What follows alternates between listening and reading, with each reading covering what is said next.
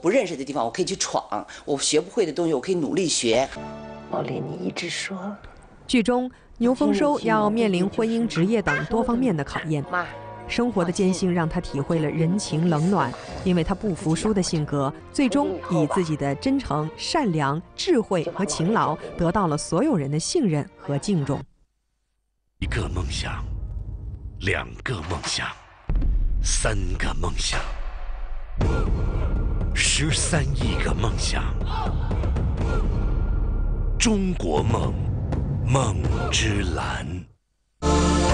红花国色，酱香典范，红花郎。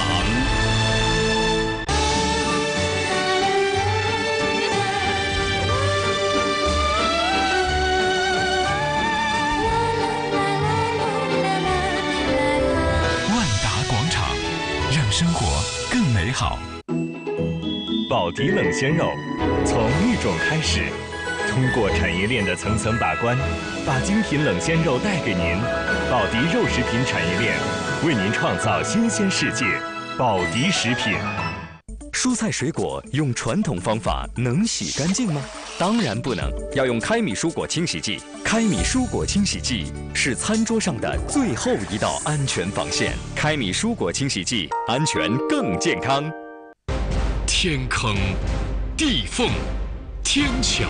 感受地球心跳，地心之旅，重庆舞龙。选择洗涤剂不含荧光增白剂是关键。荧光增白剂不但遮盖衣物表面丸子，还影响人体健康。开米涤网洗衣液不含荧光增白剂，开米环保优质产品。茅台集团白金酒，闻着香，喝着更香，送礼双击，今年流行白金酒，团宝，团购就上团宝网。2011西安世界园艺博览会，西安浐灞。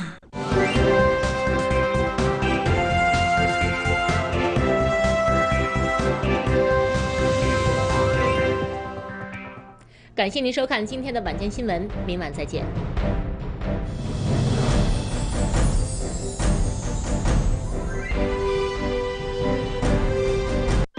不只是电视直播，更是开心现场；不只是电子阅读，更是知心生活。G3手机更多服务全为您，中国移动通信。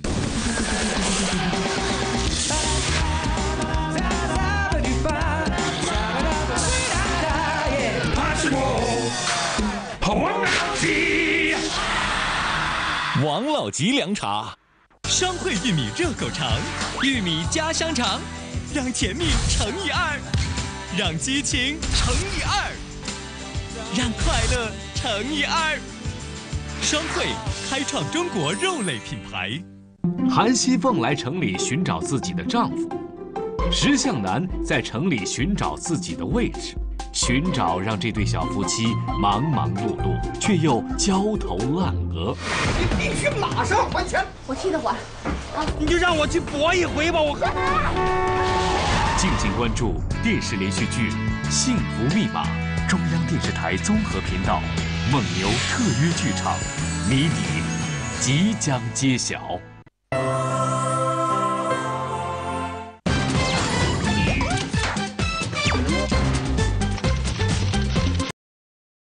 What's happening in Chengdu in their pilot programs? Do you think they are considering actively how to change the name and the label for farmers?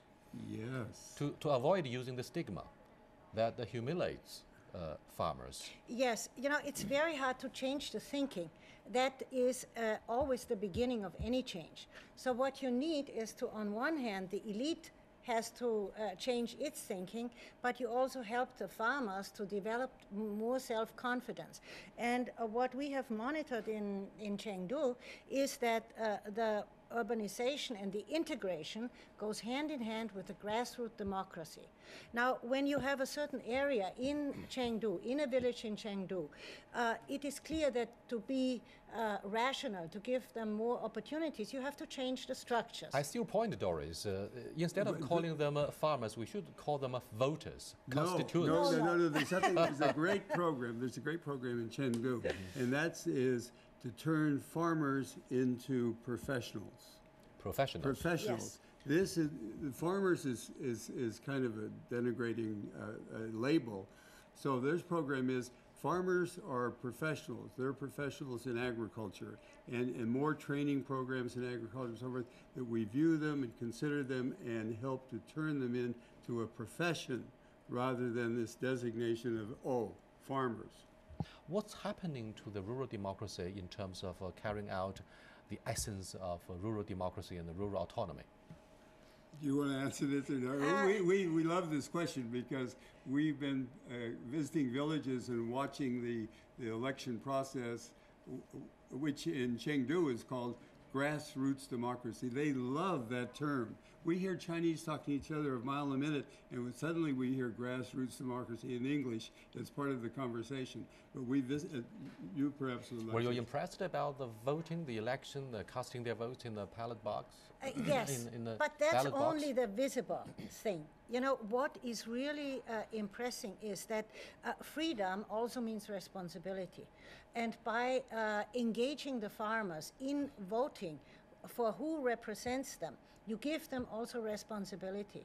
And when they vote, you know, as in other parts of China, there have been problems with relocating farmers. Not everything has been done correct in many parts of China. But now when they have somebody for who is their choice, who can stand up for them, all of a sudden what we notice in Chengdu, the problems go down. And we've talked to different sides. It's not that we only listen to the official side. We also talk to the farmers and to people who tell us how their life has changed. Because somebody stands up now for their rights, and if somebody does some misdoing, then it will be corrected. And well, we were just very recently, we've been to many villages, but recently we visited a village of our choice, a village where, as it happened, they were having an election period. And we were told that, and we said there were banners all over. And we said, my God, what do the banners say? And these turned out to be election banners. They were democracy this, democracy that, do away with corruption, this is what I'm going to do for you, and so on. And they were scheduled the day we were there to give each of the candidates to give 10-minute speeches and then to answer questions.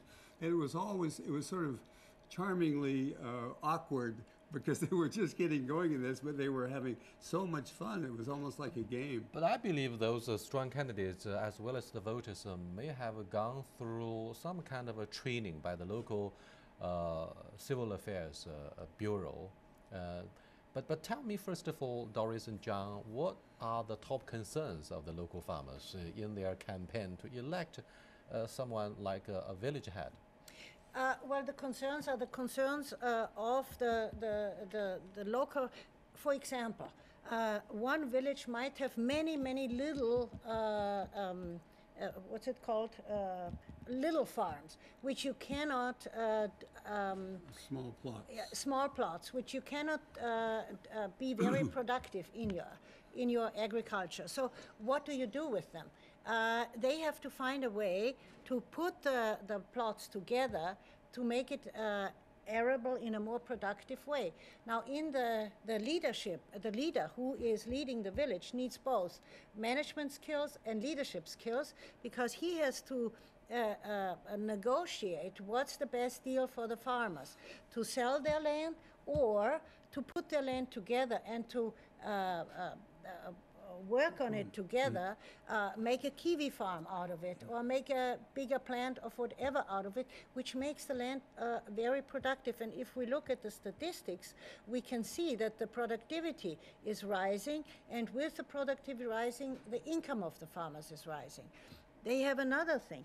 The old farmhouses, which were standing on these scattered plots, are turned down, a new village is built where they live together, and we've visited many of those villages, so that the land, the arable land, is much easier to handle. And on the other hand, they have new houses in which they feel much more comfortable. That's indeed a matter of responsibility for the local leadership. You are watching Dialogue with Mr. John Nesbitt and his wife, Doris Nesbitt. We are discussing the new picture of what we call socialist new countryside in the big context of process of urbanization, in terms of particularly the pilot program in Chengdu of rural-urban integration. Stay with us, we'll be right back.